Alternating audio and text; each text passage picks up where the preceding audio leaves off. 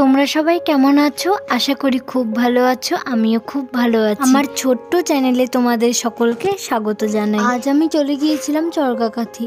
এখানে একটা চা ফ্যাক্টরির সামনে দেখতেই পাচ্ছ কত সুন্দর বাগানবিলাস ফুল, চারিদিকটা কত সুন্দর লাগছে।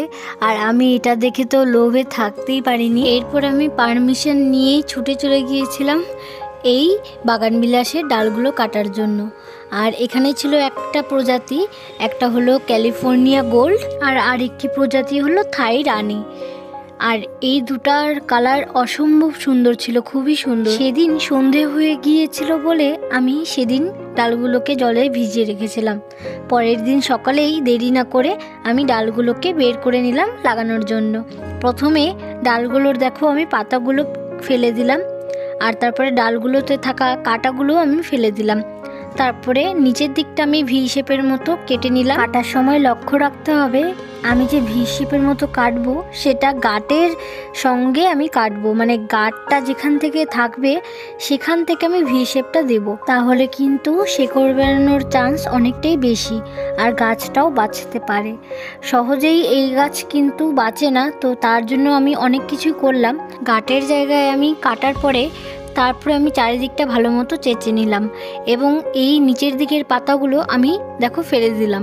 এরপরে আমি একে একে সব ডালগুলো আমি ভালো মতো কেটে নিলাম এবং দু রকমের ডাল ভালো মতো কাটার পরে আমি আবার জলের মধ্যে রেখে দিয়েছিলাম যাতে একটু ভেজা অবস্থায় থাকে। এরপরে এই ডালগুলোতে আমাদেরকে ফাঙ্গিসাইড লাগাতে হবে। তার জন্য দেখো আমি সাফ ফাঙ্গিসাইড নিয়ে নিলাম। তো এটা আমি হালকা একটু জলে গুলে নিলাম। তারপরে এই যে ডালগুলোতে আমি ভালো মতো লাগিয়ে নিলাম। ডালগুলোর নিচের অংশতে লাগানোর পরে আমি ডালগুলোর মাথার অংশতেও লাগিয়ে নিলাম অল্প। তারপরে ডালগুলোর যে আমি পাতাগুলো ফেলে দিয়েছিলাম সেই পাতাগুলোর জায়গাতেও আমি লাগিয়ে নিলাম যাতে সেখান থেকে নতুন কুশি ছড়ায়। তারপরে আমি এই ডালগুলোর জন্য একটু রেডি করলাম আমার মাটি। তো সেখানে আমার রয়েছে সাধারণ মাটি, মানে ছাদ বাগানের যেটা সাধারণ মাটি সেটা রয়েছে। মাটির থেকে বেশি পরিমাণে আমি বালি নিলাম। এরপরে আমি গোবর সার মিলিয়ে অল্প তারপরে রেডি করে নিলাম মাটিটা। তারপরে আমি ডালগুলোতে ভালো করে অ্যালোভেরা লাগিয়ে নিলাম। তারপরে এই যে এই রুট প্রমোটিং হরমোনটা লাগিয়ে নিলাম। এটা একটা পাউডার, এটা অনলাইনে যে কোনো পাউডার পেয়ে যাবে, রুট প্রমোটিং পাউডারটা লাগানোর পরে একটু ঝাড়া দিয়ে ফেলে দিতে হবে যাতে পাউডারটা বেশি পরিমাণে না লেগে থাকে। তারপরে আমি এই যে গ্লাসে বসিয়ে নিলাম ভালো করে। তো তারপরে এই যে আমাদের মাটিটা দিয়ে দিলাম যেটা রেডি ছিল। তারপরে এই যে অল্প জল দিয়ে দিলাম যাতে গ্লাসটা পুরোটাই ভেজে। ও আরেকটা জিনিস তো বলতে ভুলেই গেলাম, এই গ্লাসগুলোতে কিন্তু অল্প ছিদ্র করে নিতে হবে। তো তারপরে আমি একে একে ডালগুলো বসিয়ে নিলাম।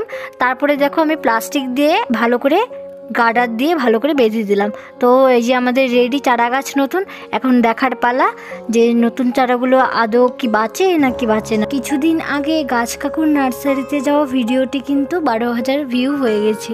তার জন্য অনেক ধন্যবাদ তোমাদের সকলকে। আমার ভিডিওগুলো যদি তোমাদের ভালো লেগে থাকে তো অবশ্যই লাইক করে দিও, সাবস্ক্রাইব করে দিও। ভালো লাগলে অবশ্যই লাইক করে দিও। দেখা হচ্ছে নেক্সট কোনো ভিডিও। টাটা।